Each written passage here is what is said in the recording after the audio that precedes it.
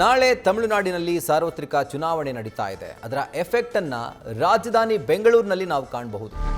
ನಾಳೆ ಚುನಾವಣೆ ಹಿನ್ನೆಲೆಯಲ್ಲಿ ಸಾಗರೋಪಾದಿಯಲ್ಲಿ ಜನ ತಮಿಳುನಾಡಿಗೆ ಲಗ್ಗೆ ಇಡ್ತಿದ್ದಾರೆ. ಬೆಂಗಳೂರಿನಲ್ಲಿ ಟ್ರಾಫಿಕ್ ಜಾಮ್ ಉಂಟಾಗಿದೆ. ತಮ್ಮ ಹಕ್ಕನ್ನು ಚಲಾಯಿಸೋದಕ್ಕೆ, ತಮ್ಮ ಕರ್ತವ್ಯವನ್ನು ಪಾಲನೆ ಮಾಡೋದಕ್ಕೆ ಯಾರೆಲ್ಲ ತಮಿಳುನಾಡಿನಿಂದ ಇಲ್ಲಿಗೆ ವಲಸೆ ಬಂದು ಕೆಲಸ ಮಾಡ್ತಿದ್ದಾರೋ ಅವರೆಲ್ಲರೂ ಕೂಡ ವಾಪಸ್ ತಮ್ಮ ಊರಿನತ್ತ ಮುಖ ಮಾಡಿದ್ದಾರೆ. ಹೀಗಾಗಿ ಬೆಂಗಳೂರಿನಿಂದ ತಮಿಳುನಾಡಿಗೆ ಹೋಗುವಂಥ ಬಸ್ಗಳು ಫುಲ್ ರಶ್ ಆಗಿದ್ದಾವೆ. ಬೆಂಗಳೂರಿನ ರಸ್ತೆಗಳು ಫುಲ್ ಜಾಮ್ ಆಗಿದ್ದಾವೆ. ಈಗ ನೀವು ನೋಡ್ತಾ ಇದ್ದೀರಿ, ಇದು ಮಡಿವಾಳದ ಒಂದು ದೃಶ್ಯಾವಳಿಗಳು.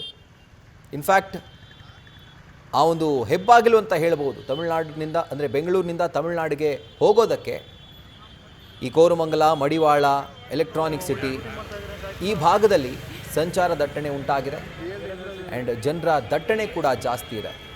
ಮಡಿವಾಳದ ಎಕ್ಸ್ಕ್ಲೂಸಿವ್ ವಿಜುವಲ್ಸನ್ನು ಗಮನಿಸ್ತಾ ಇದ್ದೀರಿ. ಮಡಿವಾಳದ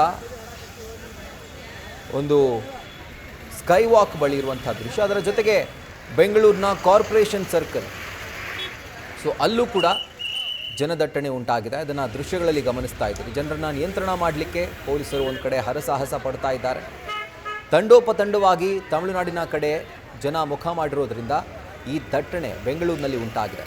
ನಾಳೆ ಎಲ್ಲರಿಗೂ ಗೊತ್ತಿರೋ ಹಾಗೆ ತಮಿಳುನಾಡಿನಲ್ಲಿ ಸಾರ್ವತ್ರಿಕ ಚುನಾವಣೆ ನಡೀತಾ ಇದೆ ಆ್ಯಂಡ್ ನಾಳೆ ಒಂದೇ ಹಂತದಲ್ಲಿ ಎಂಟೈರ್ ತಮಿಳುನಾಡಿನಲ್ಲಿ ಎಲೆಕ್ಷನ್ ನಡೀತಾ ಇರೋದ್ರಿಂದ ತಮಿಳುನಾಡಿನಿಂದ ಇಲ್ಲಿಗೆ ಬದುಕನ್ನು ಕಟ್ಕೊಳ್ಳೋಕೆ ಯಾರೆಲ್ಲ ಬಂದಿದ್ದಾರೋ ಅವರೆಲ್ಲರೂ ವಾಪಸ್ ತಮ್ಮ ಊರುಗಳತ್ತ ಮುಖ ಮಾಡಿದ್ದಾರೆ, ತಮ್ಮ ಹಕ್ಕನ್ನು ಚಲಾಯಿಸೋದಕ್ಕೆ, ತಮ್ಮ ಕರ್ತವ್ಯವನ್ನು ಪಾಲನೆ ಮಾಡೋದಕ್ಕೆ. ಹೀಗಾಗಿ ಬೆಂಗಳೂರಿನ ರಸ್ತೆಗಳು, ಎಸ್ಪೆಷಲಿ ಕಾರ್ಪೊರೇಷನ್ನಿಂದ ಮಡಿವಾಳ ಹಾಗೂ ಎಲೆಕ್ಟ್ರಾನಿಕ್ ಸಿಟಿವರೆಗೂ ಕೂಡ ಈ ರೀತಿಯಾದಂಥ ದಟ್ಟಣೆಯನ್ನು ನಾವು ಕಾಣಬಹುದು.